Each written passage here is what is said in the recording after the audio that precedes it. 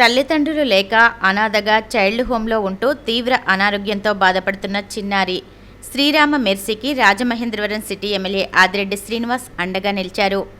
ముఖ్యమంత్రి సహాయ నిధి ద్వారా 4 లక్షలు మంజూరు చేయించి ఓపెన్ హార్ట్ సర్జరీ విజయవంతంగా నిర్వహించేశారు. ప్రస్తుతం చిన్నారి ఆరోగ్యం నిలకడగా ఉండి మహిళా కళాశాల సమీపంలోని సదనం హోంలో తన తోటి పిల్లలతో సరదాగా గడుపుతున్న శ్రీరామ మెర్సీని ఎమ్మెల్యే ఆదిరెడ్డి శ్రీనివాస్ పరామర్శించి ఆప్యాయంగా పలకరించారు. కొద్దిసేపు చిన్నారితో మాట్లాడి ఆమె ఆరోగ్య పరిస్థితిని తెలుసుకున్నారు. ఈ సందర్భంగా ఎమ్మెల్యే వాసు మాట్లాడుతూ నిబంధనల కన్నా మానవత్వాన్ని ప్రాధాన్యతనివ్వాలని అధికారులకు సూచించారు. ఆధార్ వంటి గుర్తింపు పత్రాలు లేకపోయినా నిబంధనలు తర్వాత ప్రాణం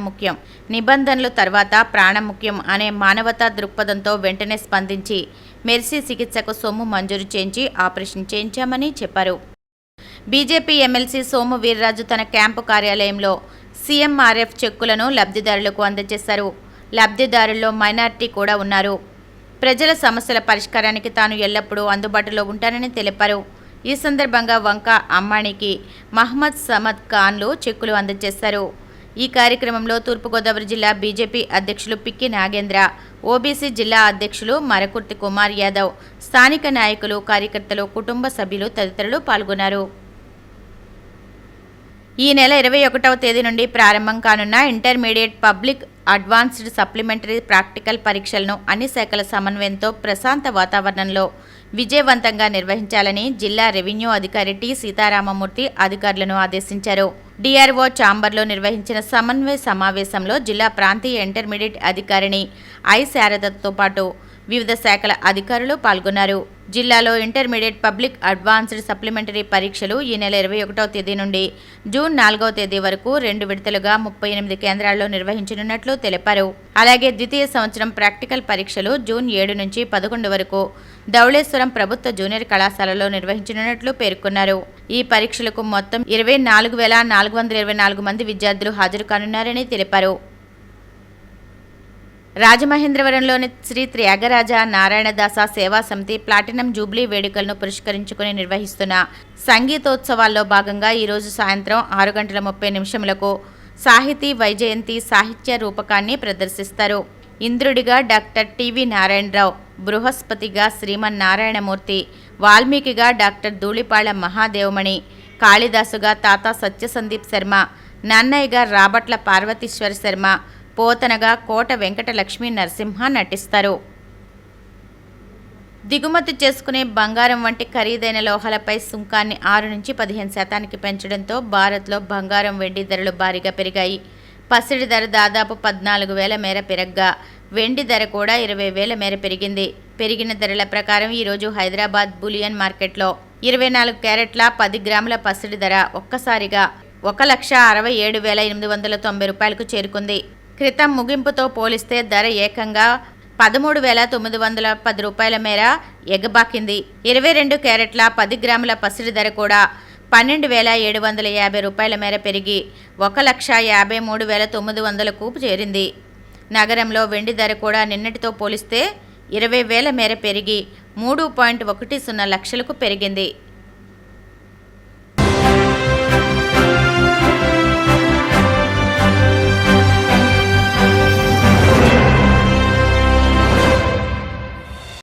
నమస్కారం.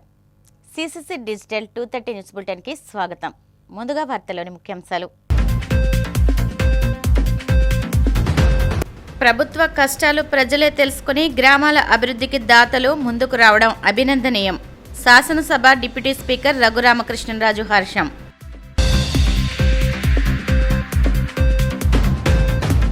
ఏపీని కరువు రహితంగా మార్చడంలో పోలవరం కీలకమన్న మంత్రి నిమ్మల. గోదావరి, కావేరీ అనుసంధానంపై ప్రభుత్వం దృష్టి సారించిందని వెల్లడి. భీమవరంలో ఘనంగా హనుమ జయంతి వేడుకలు. పలు ఆలయాలను దర్శించుకున్న రాష్ట్ర public accounts committee chairman MLA Anjibabu. Amaravati పేరుతో ఆంధ్ర రాష్ట్రాన్ని సర్వనాశనం చేస్తూ ప్రజల భవిష్యత్తును కూటమి ప్రభుత్వం తాకట్టు పెడుతోంది. మాజీ మంత్రి పేర్ని నాని ధ్వజం. ప్రభుత్వ కష్టాలు ప్రజలే తెలుసుకుని గ్రామాల అభివృద్ధికి దాతలు ముందుకు రావడం అభినందనీయమని శాసనసభ డిప్యూటీ స్పీకర్ ఉండి ఎమ్మెల్యే రఘురామకృష్ణరాజు అన్నారు. పశ్చిమ గోదావరి జిల్లా ఆకువీడు మండలం గుమ్మలూరు అప్పారావుపేటలో పలు అభివృద్ధి కార్యక్రమాల్లో ఆయన పాల్గొన్నారు. పశ్చిమ గోదావరి జిల్లా ఆకువీడు మండలం గుమ్మలూరు అప్పారావుపేటలో పలు అభివృద్ధి కార్యక్రమాలలో ఆయన పాల్గొన్నారు. సీసీ రోడ్డు అప్పారావుపేట గుమ్మలూరు రహదారిని ఆయన ప్రారంభించారు. గుమ్మలూరులో ఆర్వో వాటర్ ప్లాంట్ పునఃప్రారంభించారు. అప్పారావుపేటలో 10.20 లక్షల కెనరా బ్యాంక్, 5 లక్షల ఎంపీపీ నిధులు, 15th ఫైనాన్స్ నిధులతో గ్రామంలో మైక్రో ఫిల్టర్ ఏర్పాటు చేయడం జరిగిందని చెప్పారు. ఈ గ్రామంలో వాటర్ క్వాలిటీ చాలా దారుణంగా ఉండేదన్నారు. ఈ రోజు నుండి పూర్తి సురక్షితమైన నీరు అందించడం జరుగుతుందని తెలిపారు. అసంపూర్తిగా మిగిలిపోయిన పాఠశాల భవనాన్ని దాతలు పూర్తి చేయడం అభినందనీయమన్నారు.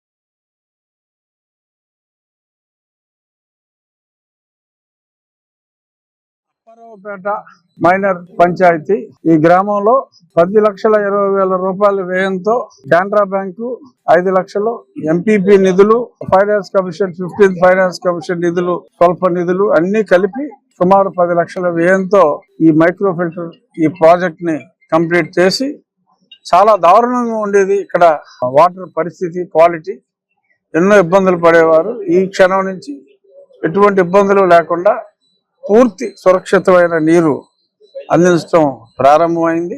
గతంలో ఇక్కడ ఒక ఎలిమెంటరీ స్కూల్ ప్రభుత్వ నిధులతో ప్రారంభించి ఆగిపోయింది. దానికి స్వచ్ఛందంగా గ్రామాల్లోని పెద్దలే ముందుకొచ్చి తలా కాస్త వేసుకుని కంప్లీట్ చేశారు. అది కూడా ఇప్పుడే ప్రారంభించుకున్నాం. ఇలాగ గ్రామాల అభ్యున్నతికి ఆ గ్రామస్తులే ముందుకొచ్చి చేసుకునే ట్రెండ్ మన ఉండి నియోజకవర్గంలో చాలా బాగా జరుగుతుంది. అన్నిటికీ ప్రభుత్వం మీద ఆధారపడటం కాదు, ప్రజల కష్టాలు ప్రభుత్వం తెలుసుకోవాలి. కానీ ఇక్కడ ప్రభుత్వం కష్టాలు ప్రజలు కూడా తెలుసుకుని మనమే ముందుకొచ్చి పనులు చేసుకోవాలి అనే ఒక పాజిటివ్ దృక్పథంతో పనులన్నీ చక్కగా జరుగుతున్నాయి. ఇప్పుడే గ్రామస్తులు ఒక వాటర్ పైప్ లైన్ సమస్య చెప్పారు. దానికి కూడా త్వరలో పరిష్కారం చేసి రాబోయే 3-4 నెలల్లో దాన్ని కూడా. పోలవరం ప్రాజెక్టు 2027 జూన్ నాటికి పూర్తవుతుందని నీటిపారుదల శాఖ మంత్రి నిమ్మల రామానాయుడు తెలిపారు. ప్రధాని మోడీ, ముఖ్యమంత్రి చంద్రబాబు, కేంద్ర జలశక్తి మంత్రి సిఆర్ పాటిల్ ఈ ప్రాజెక్టును జాతికి అంకితం చేయనున్నారని వెల్లడించారు. ఢిల్లీలో కేంద్ర జలశక్తి మంత్రి సిఆర్ పాటిల్తో ముఖ్యమంత్రి చంద్రబాబు భేటీ అయ్యారు. గంట పాటు సాగిన సమావేశంలో పోలవరం ప్రాజెక్టు సహా రాష్ట్రంలోని వివిధ నీటిపారుదల ప్రాజెక్టులపై సుదీర్ఘంగా చర్చించారు. ఈ సమావేశంపై మంత్రి నిమ్మల మీడియాతో మాట్లాడుతూ పీపీఏ సిడబ్ల్యూసి నిర్దేశించిన గడువు ప్రకారం 2027 నాటికి ప్రాజెక్టును పూర్తి చేస్తామని కేంద్ర మంత్రి స్పష్టం చేస్తున్నట్లు చెప్పారు. ఏపీని కరువు రహిత రాష్ట్రంగా మార్చడంలో పోలవరం కీలకమని తెలిపారు. గౌరవ ముఖ్యమంత్రి నారా చంద్రబాబు నాయుడు గారి యొక్క ఆలోచన మనందరికీ తెలుసు. ఎక్కడ జలం ఉంటే అక్కడ జనం ఉంటారు. నాగరికతలకు కూడా ఎక్కడ నీరుంటే అక్కడే అభివృద్ధి చెందాయనేటువంటి సత్యం ఏదైతే ఉందో దాన్ని ఆచరణలో చూపించేటువంటి విధంగా ఆ రోజు ఎన్టీ రామారావు గారి దగ్గర నుంచి ఈరోజు చంద్రబాబు నాయుడు గారి వరకు ఆంధ్రప్రదేశ్ రాష్ట్రంలో సాగునీటి రంగానికి, నీటిపారుదలకి అత్యంత ప్రాధాన్యత ఇరిగేషన్కి ఇస్తున్నటువంటి విషయం మీ అందరికీ తెలుసు. అందులో భాగంగానే మొన్న కూటమి ప్రభుత్వం అధికారంలోకి వచ్చిన తర్వాత మరి ఈ యొక్క 24 నెలల పరిపాలనా కాలంలో చంద్రబాబు నాయుడు గారు ఢిల్లీ వచ్చినప్పుడు కూడా ప్రత్యేకించి పాటిల్ గారి కేంద్ర జలశక్తి మంత్రివర్యులతో కూడా పలు దఫాలుగా ఆయనతో సమావేశమవుతూ ఆంధ్రప్రదేశ్ రాష్ట్రంలో సాగునీటి రంగానికి మరింత ఊతమిచ్చేటువంటి విధంగా కేంద్ర సహాయ సహకారాలను ఎప్పటికప్పుడు అభ్యర్థిస్తూ అందులో భాగంగానే ఈరోజు కూడా కేంద్ర జలశక్తి మరి పాటిల్ గారితో చంద్రబాబు నాయుడు గారు కూడా ఒక మంచి వాతావరణంలో ఈ యొక్క ఆంధ్రప్రదేశ్ రాష్ట్రం వైపు నుంచి ఏవైతే ఈ యొక్క నీటిపారుదలకు సంబంధించినటువంటి విషయాలు ఉన్నాయో వాటన్నిటిపైన కూడా మంచి వాతావరణంలో కూలంకషంగా చర్చించడం జరిగింది. అందులో ప్రధానంగా పోలవరం ప్రాజెక్టు ఆంధ్రప్రదేశ్ రాష్ట్రాన్ని భవిష్యత్తులో ఒక కరువు రహిత రాష్ట్రంగా మార్చేటువంటి జాతీయ ప్రాజెక్టు పోలవరం ప్రాజెక్టు కేంద్రం అందిస్తున్నటువంటి సహకారానికి ధన్యవాదాలు తెలియజేసుకుంటూ ఏదైతే కేంద్రం అదేవిధంగా బీపీఏ సిడబ్ల్యూసి నిర్దేశించినటువంటి కాలం 2027 జూన్ కల్లా పోలవరాన్ని పూర్తి చేస్తామనే విషయాన్ని కూడా ఈరోజు మరి ముఖ్యమంత్రి గారు కూడా జలశక్తి మంత్రి గారితో కూడా మాట్లాడడం జరిగింది. ఎందుకంటే గత 5 సంవత్సరాల వైఎస్ఆర్సీపీ పాలనలో పోలవరం ఎప్పటికి పూర్తవుతుందో చెప్పలేమని పోలవరాన్ని ప్రశ్నార్థకం చేసినటువంటి స్థితి గత పాలనలో జరిగితే ఈరోజు చాలా క్లియర్గా 2027 జూన్ కల్లా పోలవరం ప్రాజెక్టుని పూర్తి చేస్తూ ఉన్నాం. ఖచ్చితంగా ఒక మంచి డేట్ టైము తీసుకుని ఆ యొక్క ప్రధానమంత్రి గారి యొక్క చేతుల మీదుగా ఆ యొక్క పోలవరం ప్రాజెక్టుని రేపు 2027కి మనం జాతికి అంకితం చేయాలనేటువంటి ఆలోచన కూడా చంద్రబాబు నాయుడు గారు అదేవిధంగా జలశక్తి కేంద్ర మంత్రి వారు కూడా మరి ఈవేళ డిసిషన్ కూడా తీసుకోవడం జరిగిందనే విషయాన్ని కూడా ఈ సందర్భంగా తెలియజేసుకుంటూ ఆ రకంగా రేపు 2027 జూన్కి ఆ సీజన్ కల్లా ఆ పోలవరం ప్రాజెక్టుని ప్రధానమంత్రి గారు అదేవిధంగా మరి ఈ యొక్క కేంద్ర జలశక్తి మంత్రి వీరందరూ కూడా సమక్షంలో ప్రాజెక్టుని పూర్తి చేస్తామనేటువంటి ఒక భరోసాని ఈరోజు ఇవ్వడం జరిగిందని చెప్పి తెలియజేసుకుంటూ మరి అదేవిధంగా ఏదైతే ఆంధ్రప్రదేశ్ రాష్ట్రానికి సంబంధించి కేఎస్వై ఏదైతే ఉందో RRR ప్రాజెక్ట్ ఏదైతే ఉందో దానికి సంబంధించినటువంటి మైనర్ ఇరిగేషన్ అనేది చాలా చాలా ఇంపార్టెంట్ కాబట్టి దానికి సంబంధించినటువంటి నిధులు మరి ఆంధ్రప్రదేశ్ రాష్ట్రానికి అందివ్వాల్సింది కూడా ఈరోజు ముఖ్యమంత్రి గారు కోరడం జరిగిందని చెప్పి తెలియజేస్తూ ఉన్నాం. అదేవిధంగా ఈవేళ భారతదేశంలో ఒక ప్రయోగాత్మకంగా అంటే ఎంకాడ్ అంటే ఏదైతే మరి యొక్క మోడరేషన్ కమాండ్ వర్క్ అని ఏదైతే ఎంకాడ్గా ఒక వర్క్ని అంటే కెనాల్స్ సిస్టము కాకుండా మరి ఏదైతే పైప్ లైన్ సిస్టమ్ ద్వారా వాటర్ని ఇవ్వాలనేటువంటిది ఒక మోడల్ ప్రాజెక్టుని కూడా మన విజయనగరం జిల్లాలో ప్రారంభించండి అని ఏదైతే కేంద్ర మంత్రివర్యులు చెప్పారో దానికి కూడా ముఖ్యమంత్రి గారు కూడా స్పందించి ఏదైతే ఆ మోడల్ ప్రాజెక్ట్ని కూడా ఇమ్మీడియట్లీ చేపడతాము అని కూడా ఈరోజు మాట్లాడటం జరిగిందని చెప్పి సందర్భంగా తెలియజేసుకుంటూ అదేవిధంగా తుంగభద్ర ప్రాజెక్టు మనందరికీ తెలుసు. మరి ప్రత్యేకించి ఆంధ్రప్రదేశ్ రాష్ట్రంలో రాయలసీమకు కూడా తుంగభద్ర అనేది చాలా ఒక వరప్రసాదంగా ఉంటుంది. అటువంటి తుంగభద్రకు సంబంధించినటువంటి గేట్లన్నీ కూడా ప్రమాదపరితంగా ఉంటే గత 5 సంవత్సరాల వైసీపీ పాలనలో కనీసం దాన్ని పట్టించుకునేటువంటి పాపాన లేదు. యొక్క పాపం ఫలితమే గత సంవత్సరం 19వ గేటు ఆ రోజు కొట్టుకుపోయినటువంటి స్థితిలో ఆ రోజు కూడా చంద్రబాబు నాయుడు గారి చొరవ తీసుకుని కన్నమనాయుడు గారిని కూడా సైతం అక్కడ పంపించి ఆ 19వ గేటు చరిత్రలో ఎక్కడా లేనటువంటి విధంగా వాటర్ ఫ్లో ఉండగానే మరి స్టాప్ లాక్ గేట్ని బిగించడం ద్వారా దగ్గర 50 టీఎంసీల నీటిని ఆ రోజు మనం సేవ్ చేయగలిగాం. అటువంటి తుంగభద్రకు సంబంధించినట్టు మొత్తం 33 గేట్లు కూడా మరి కొత్త గేట్లని అమర్చడం అనేది పూర్తవబోతోంది ఈ నెలలో. ఆ పూర్తయిన వెంటనే మరి ఏదైతే కేంద్ర జలశక్తి మంత్రి గారు అదేవిధంగా అటు కర్ణాటక ఇటు ఆంధ్రప్రదేశ్ రాష్ట్ర ముఖ్యమంత్రులు అందరూ కూడా ఆ యొక్క గేట్స్కి సంబంధించిన కొత్త గేట్ల ప్రారంభోత్సవానికి కూడా మరి ఒక డేట్ను కూడా ఫిక్స్ చేసుకుని ఆ యొక్క ప్రారంభిద్దాము అనేటువంటి విషయాన్ని కూడా ఈరోజు చర్చించడం కూడా జరిగిందని చెప్పి కూడా మీ ద్వారా తెలియజేసుకుంటూ పశ్చిమ గోదావరి జిల్లా భీమవరం సుంకర పద్దయ్య వీధిలోని 25 అడుగుల శ్రీ అభయ ఆంజనేయ స్వామి ఆలయంలో మంగళవారం శ్రీ హనుమత్ జయంతి వేడుకలను ఘనంగా నిర్వహించారు. రాష్ట్ర public accounts committee chairman MLA Pulaparthi Ramanjaneyulu స్వామివారిని దర్శించుకుని వేడుకలను ప్రారంభించారు. ఈ హనుమాన్ జయంతి అందరి జీవితాల్లో ఆరోగ్యం, సంతోషం, ఆనందం తీసుకురావాలన్నారు. హనుమాన్ ఆశీస్సులు ఎల్లప్పుడూ ప్రజలందరిపై ఉండాలని కోరుకుంటున్నారని ఎమ్మెల్యే అన్నారు. రాజ్యసభ మాజీ సభ్యురాలు తోట సీతారామలక్ష్మి, గనిరెడ్డి త్రినాథ్, లంకి చిన్ని, ముచ్చకర్ల శివ, ముచ్చకర్ల సుబ్బారావు, బాలాజీ, కొండ్రు శ్రీనివాస్, ఆలయ కమిటీ సభ్యులు పాల్గొన్నారు. భీమవరం పాత బస్టాండ్ ఆవరణలోని అభయ ఆంజనేయ స్వామి ఆలయం వద్ద హనుమత్ జయంతి వేడుకలను బస్సు ఓనర్స్, ఒంటెద్దుబళ్ల సంఘం, పాత బస్టాండ్ అభివృద్ధి కమిటీ ఆధ్వర్యంలో నిర్వహించారు. ఎమ్మెల్యే అంజుబాబు స్వామివారిని దర్శించుకుని అన్న సమారాధన ప్రారంభించారు. అదేవిధంగా మారుతి టాకీస్ సెంటర్లోని శ్రీ దాసాంజనేయ స్వామివారి దేవస్థానంలో స్వామివారికి మహాన్యాసపూర్వక ఏకాదశ రుద్రాభిషేకాలు నిర్వహించారు. అనంతరం అన్నాభిషేకం, అన్నప్రసాద వితరణ నిర్వహించారు. అధిక సంఖ్యలో భక్తులు స్వామివారిని దర్శించుకున్నారు.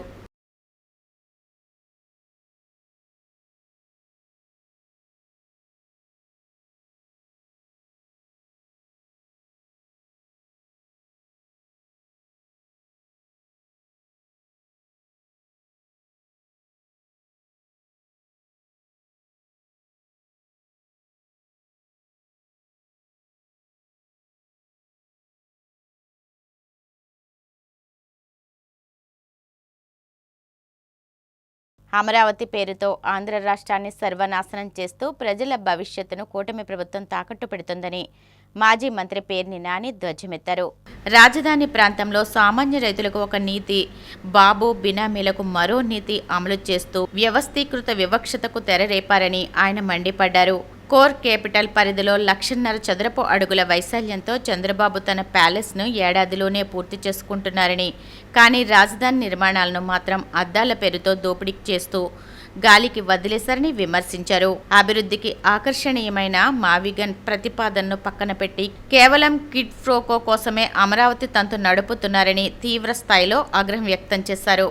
వైఎస్ఆర్ కాంగ్రెస్ పార్టీ అధ్యక్షులు వైఎస్ జగన్మోహన్ రెడ్డి గారు, అయ్యా అమరావతి పేరుతో ఆంధ్ర రాష్ట్రాన్ని సర్వనాశనం చేయొద్దు, రాజధాని నిర్మాణం పేరుతో ఆంధ్రప్రదేశ్ రాష్ట్ర ప్రజల యొక్క భవిష్యత్తుని సర్వనాశనం చేయొద్దు, తాకట్టు పెట్టద్దు, దానికి అమరావతిలో ఇన్ని లక్షల కోట్లు అప్పులు తెచ్చి పోసే బదులు, లేదా అన్ని లక్షల కోట్ల రూపాయలని ఖర్చు పెట్టి అక్కడ ఏమొస్తుందో, ఏం జరుగుద్దో, ఎప్పటికి అవుతుందో, చంద్రబాబు నాయుడు గారి యొక్క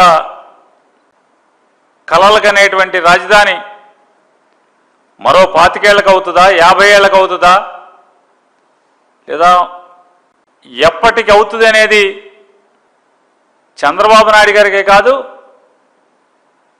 రాష్ట్ర ప్రజలకు కానీ లేదా అధికారులకు కానీ ఎవరికి అంతుపట్టినటువంటి సమస్యగా ఉంది.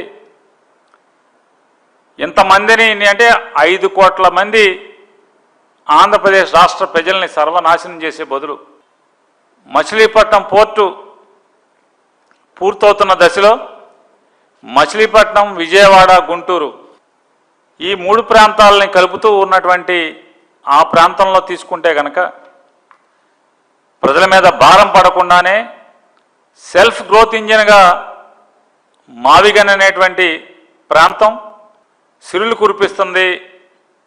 ఆంధ్రప్రదేశ్ రాష్ట్ర ప్రజలకి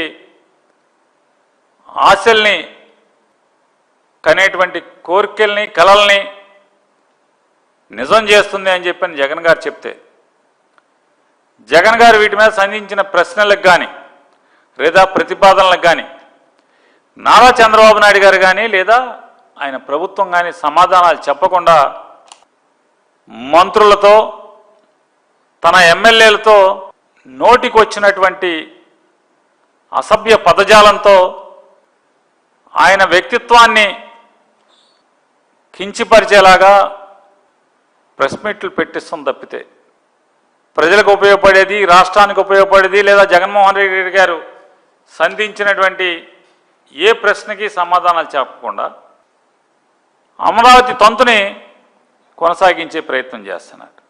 ఇవాళ రోజు రోజుకి లోతుకెళ్తుంటే అమరావతిలో ఏం జరుగుతుందని అంటే మొత్తం అంతా ఒక ప్లాన్డ్ ఆర్గనైజ్డ్ కరప్షన్, ఎవరికి అంతుపట్టనంత భారీగా కరప్షన్ జరుగుతుంది అమరావతిలో.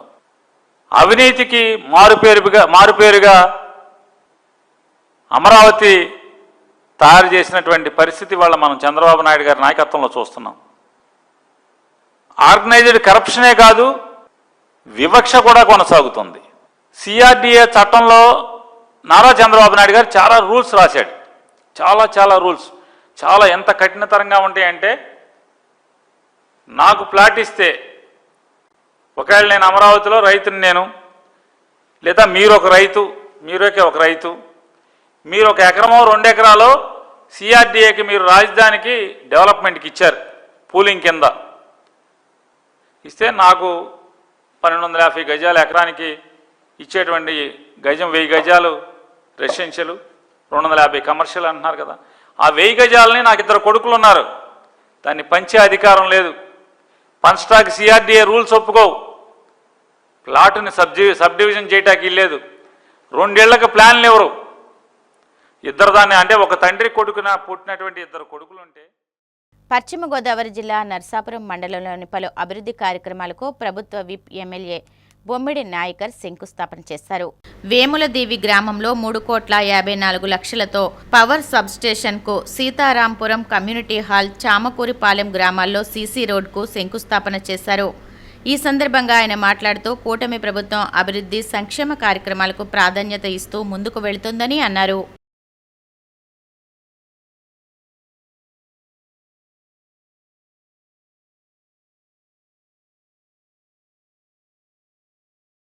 ఏదైతే 33/11 సబ్స్టేషన్ మరి ఇక్కడ వేములదీవులో మరి ఏర్పాటు చేయడం జరుగుతుంది. మరి దానికి సహకరించినటువంటి మన జిల్లాకి ఇన్ఛార్జి మంత్రిగా ఉన్నటువంటి ఎలక్ట్రికల్ మంత్రివర్యులు గొట్టిపాటి రవికుమార్ గారికి, అదేవిధంగా ఉప ముఖ్యమంత్రి పవన్ కళ్యాణ్ గారికి, మరి ముఖ్యమంత్రి నారా చంద్రబాబు నాయుడు గారికి మనస్ఫూర్తిగా నేను అభినందనలు తెలియజేస్తున్నాను. నేను ఎందుకంటే నరసాపురం చూసుకుంటే కనుక ఏదైతే వేములదేవి నరసాపురం మండలం కానీ వేములదేవి గ్రామాలు ఏదైతే ఉన్నాయో అన్నీ కూడా ఇక్కడ ఉన్న రైతులందరూ కూడా ఆక్వా రైతులు. ఇక్కడ మరి గతం నుంచి చూసుకుంటే కనుక సబ్స్టేషన్ ఉన్న పవరు ఇక్కడ రైతులందరికీ కూడా సరిపోవట్లేదు. ఆ రైతాంగాన్ని ప్రత్యేకంగా ఆదుకోవాలన్న ఆలోచనతోటి, వారందరికీ కూడా సహకరించాలన్న ఆలోచనతోటి వాళ్ళ కూటమి ద్వారా మరి ఈ రోజున ఇక్కడ 33/11 సబ్స్టేషన్ మరి నిర్మాణం ఏర్పాటు చేయడం జరుగుతుంది. ఎందుకంటే చూసుకుంటే కనుక ఇక్కడ ఉన్నటువంటి ఫీడర్లు కూడా మనం వేములదేవి ఫీడర్ కానీ, అదేవిధంగా దర్బ్రేవ్ కానీ, చిన్నమైన గ్రామాలకు సంబంధించిన ఫీడర్లు 3 ఇక్కడ ఏర్పాటు చేయడం జరుగుతుంది. మరి దాదాపుగా చూసుకుంటే కనుక దీన్ని 3,54,00,000 రూపాయలతోటి 370 కోట్ల రూపాయలతో దీన్ని నిర్మాణం చేపట్టడం జరుగుతుంది. మరి ఆల్రెడీ దీన్ని టెండర్ పిలవడం, మరి కాంట్రాక్టర్ కూడా ఆయన కూడా వచ్చి త్వరగానే ఈ కార్యక్రమం చేయడానికి మరి ఈ రోజు మేము శంకుస్థాపన చేసి మరి సబ్స్టేషన్ త్వరగా ఇక్కడ ఉన్న రైతులకి, అదేవిధంగా ఇక్కడ ఉన్న ప్రజానికానికి మరి ఏదైతే గ్రామాలు ఉన్నాయో సద్దుగొరపు కానీ, లేకపోతే వేములదేవి గ్రామాలు కానీ, చిన్నలంక కానీ, ఇక్కడున్న గ్రామస్తులందరికీ కూడా మరి కరెంట్ అందరికీ కూడా ప్రతి ఒక్కరికి ఉపయోగపడే విధంగా కూడా మరి సబ్స్టేషన్ ఏర్పాటు చేస్తున్నాం మేము. ఎందుకంటే చూసుకుంటే ఇక్కడ గ్రామస్తులు కూడా, ప్రజలు కూడా ఇక్కడ ఇళ్ళకు కూడా లో వోల్టేజ్లు వచ్చి ఇక్కడ ప్రతి ఒక్కరు ఇబ్బంది పడుతున్నారు. వారందరికీ ప్రజల్ని, అదేవిధంగా రైతాంగాన్ని ఆదుకునే విధంగా మరి కూటమి ప్రభుత్వం ముందుకెళ్తుందని చెప్పి సందర్భంగా తెలియజేస్తున్నాం. అదేవిధంగా ఈ రోజున శంకుస్థాపన కూడా చూసుకుంటే కనుక మరి జిల్లా ఆ రోజు మేము అడిగితే మాపై కేసులు పెట్టే పరిస్థితి ఆ రోజు చేశారు. ఇవాళ మేము ఇక్కడ ఎందుకంటే అభివృద్ధి కోసం మరి వాళ్ళు సబ్స్టేషన్ కడుతున్నాం, ఇక్కడ మట్టి కావాలి, వాళ్ళ ప్రభుత్వ భూములు మేము అక్కడే మరి ఏదైతే డ్వాక్రా ఇక్కడ మట్టి కావాల్సిన అవసరం ఉంది కాబట్టి దాని ద్వారానే ఇక్కడ మేము అభివృద్ధి కోసం మట్టిని ఉపయోగించుకున్నాం తప్ప కానీ వేరే స్వార్థ ప్రయోజనాలు కాదని చెప్పి ఈ సందర్భం మీడియా సోదరులు కూడా మేము తెలియజేస్తున్నాం. మీ అందరి సహకారం కూడా కావాలి. మరి రాబోయే రోజుల్లో కూడా మనందరూ కూడా కలిసి ఒక నియోజకవర్గాన్ని ఒక మంచి అభివృద్ధి దిశగానే మనందరూ కూడా కలిసి ప్రయాణం చేయాలని చెప్పి సందర్భంగా మీ అందరికీ తెలియజేసుకుంటూ నమస్కారాలు తెలియజేసుకుంటూ, ప్రత్యేకంగా ఎలక్ట్రికల్ డిపార్ట్మెంట్ డిఈ గారు కానీ, ఏడీ గారు కానీ, ఎంటైర్ టీం అందరూ కూడా నేను మేడం గారు కూడా వచ్చారు, ఎస్సీ గారు, ఆవిడకి అందరూ కూడా మరొకసారి హృదయపూర్వక నమస్కారాలు తెలియజేసుకుంటూ మరి సెలవు తీసుకుంటాం. Thank you madam. ఆత్మగౌరవం కోసం అనంతపురంలో రైతులు రోడ్డెక్కారు.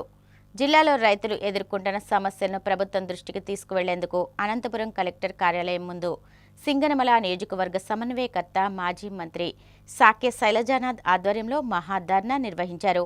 జిల్లాలో రైతులు ఎదుర్కొంటున్న సమస్యలను ప్రభుత్వం దృష్టికి తీసుకెళ్లేందుకు అనంతపురం కలెక్టర్ కార్యాలయం ముందు సింగనమల నియోజకవర్గ సమన్వయకర్త మాజీ మంత్రి సాకే శైలజానాథ్ ఆధ్వర్యంలో మహాధర్నా నిర్వహించారు. నియోజకవర్గంలోని వివిధ మండలాల నుంచి పెద్ద ఎత్తున తరలివచ్చిన రైతులు ధర్నాలో పాల్గొని తమ ఆవేదన వ్యక్తం చేశారు. ఈ సందర్భంగా శైలజానాథ్ మాట్లాడుతూ రాష్ట్ర అభివృద్ధికి వ్యవసాయ రంగమే ప్రధాన ఆధారం అయినప్పటికీ అన్నం పెట్టే రైతన్న దిక్కుతోచని పరిస్థితుల్లో ఉన్నాడని ఆవేదన వ్యక్తం చేశారు. 2,400 రూపాయలు ప్రభుత్వం చెప్పిన తర్వాత ప్రభుత్వమే కొనుక్కోవాలా. ఈ ప్రభుత్వానికి ఇష్టమంతా సిగ్గులేదు. వరి అయితే ఆఖరికి కళ్ళాలు అట్లా ఇడిచిపెట్టినారు. ఆఖరికి నీళ్లు లేక చెట్లన్నీ ఎండిపోతా ఉన్నాయి. ఈ కలెక్టర్ గారికి చెప్తా ఉన్నాం, ఏసీ రూముల్లో కూర్చొని, అట్లాగే ముఖ్యమంత్రి గారికి చెప్తా ఉన్నాం, మీరు ఏసీ రూముల్లో కూర్చొని సమీక్షిస్తే లాభం లేదు. అమరావతికి మీరు వందల వేల కోట్లు నీళ్లు ఎత్తిపోసి దానికి ఖర్చు పెడతా ఉన్నారు. రైతాంగం వ్యవసాయం చావు బతుకుల్లో ఉంది ఈ రోజున. ఇక్కడ మీరు దయచేసి తక్షణం డబ్బులు ఇవ్వండి, మాకు నీళ్లు ఇవ్వండి, మేము పండించిన పంటను మీరు కొనుగోలు చేయండి. మీరు చెప్పిన రేట్లకే, ఒక్క పైసా ఎక్కువ వద్దు. ఒకప్పుడు అనంతపురం జిల్లాలో అన్ని చోట్ల వేరుశెనగ ఉండేది, ఈరోజు వేరుశెనగ కనపడకుండా పోయింది. మీరు చెప్తేనే మా వాళ్ళు మొక్కజొన్న వేశారు. ఈరోజు మొక్కజొన్నకి దిక్కు లేకుండా పోయింది, వరికి అయితే అసలు దిక్కు లేక కళ్ళల్లో ఉన్నాయి వరైతే. కాబట్టి ఒకటే డిమాండ్ చేస్తూ ఉన్నాం, మాటలు సమీక్షలు కాదు, వెంటనే ప్రభుత్వం రంగంలోకి దిగాల. వినతి పత్రం ఇద్దామని వచ్చాం. రైతుల యొక్క ఓపికను పరీక్షించద్దండి. ఇట్లాగే మీరు బిహేవ్ చేస్తే, మీ ప్రవర్తన ఈ విధంగా ఉంటే, చేతగాని వ్యవసాయ శాఖ మంత్రులు, అసలు పట్టించుకోని జిల్లా మంత్రులు, అసలుకి సింగపూర్కి పంపించే ముఖ్యమంత్రి నరేంద్ర మోడీ గారు వచ్చారని చెప్పి చెప్పులు తడుచుకునే పవన్ కళ్యాణ్ ఈ కష్టంలో ఉంది మన రాష్ట్రం. కనుక రైతాంగాన్ని ఆదుకోవాలి, రైతాంగం పండించిన ప్రతి గింజను కొనుక్కోవాలి. లేకపోతే మొత్తం పంట తెచ్చి అధికారుల ఇండ్ల ముందు, ఆఫీసుల ముందు పెట్టి కొనుక్కోమని వేడుకుంటాం. తెచ్చి కొనుక్కోమని వేడుకుంటాం, ఎందుకంటే రైతులం కదా, మాకు అంతకంటే శక్తి లేదు.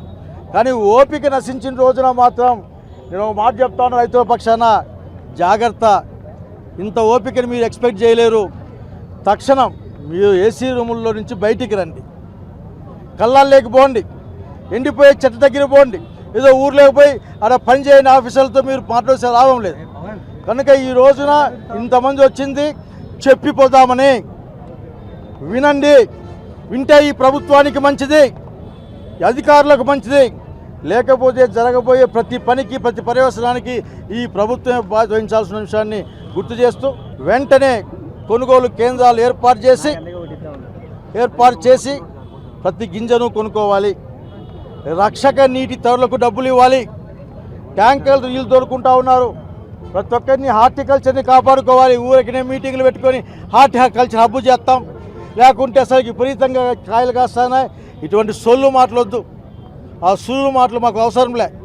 రేపు పొద్దున ఏం చేస్తారో చెప్పాల్సిన అవసరం ఉంది. కలెక్టర్ గారిని కలుస్తాం, మాట్లాడతాం.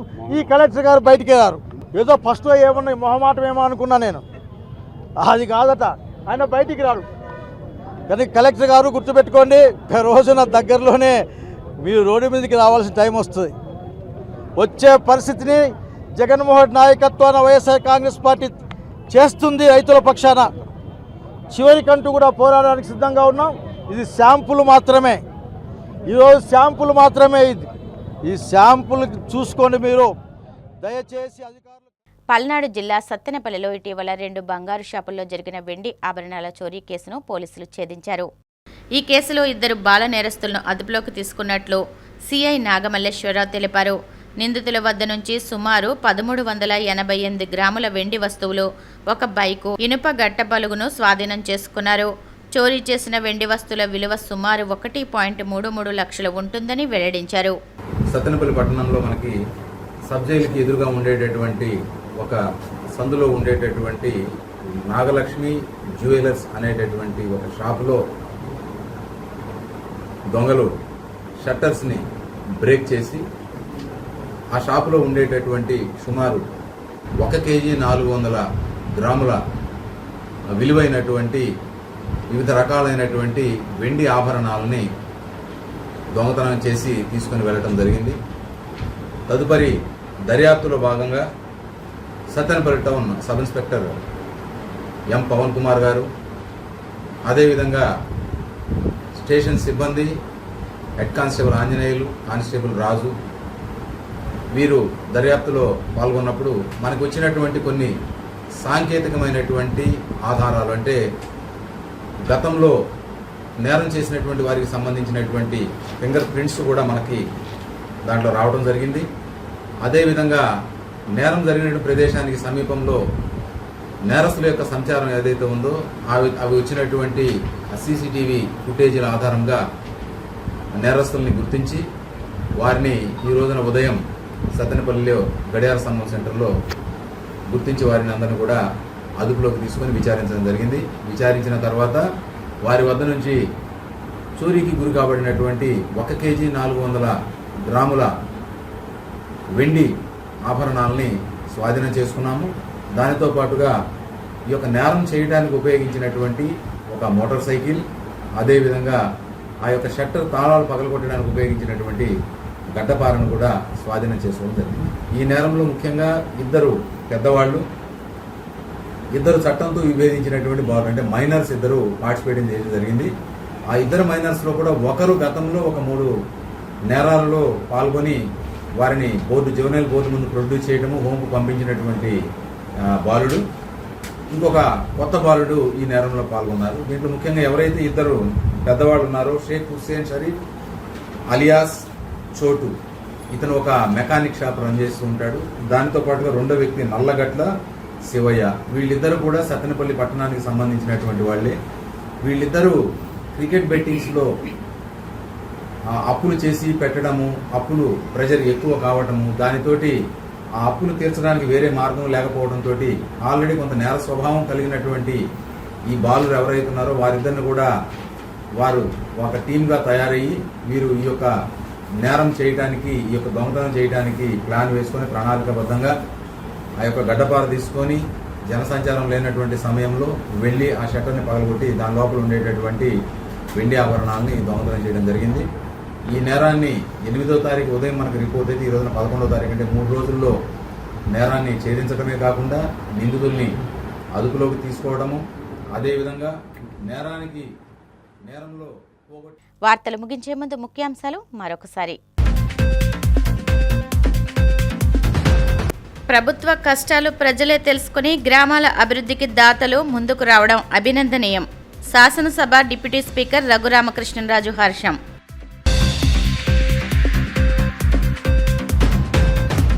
ఏపీని కరువు రహితంగా మార్చడంలో పోలవరం కీలకమన్న మంత్రి నిమ్మల. గోదావరి కావేరీ అనుసంధానంపై ప్రభుత్వం దృష్టి సారించిందని వెల్లడి. భీమవరంలో ఘనంగా హనుమ జయంతి వేడుకలు. పలు ఆలయాలను దర్శించుకున్న రాష్ట్ర public accounts committee chairman MLA Anjibabu. Amaravati పేరుతో ఆంధ్ర రాష్ట్రాన్ని సర్వనాశనం చేస్తూ ప్రజల భవిష్యత్తును కూటమి ప్రభుత్వం తాకట్టు పెడుతోంది. మాజీ మంత్రి పేర్ని నాని ధ్వజం. ఈనాటి సిసిసి డిజిటల్ 230 న్యూస్ బులెటిన్ ఇంతటితో సమాప్తం. నమస్కారం.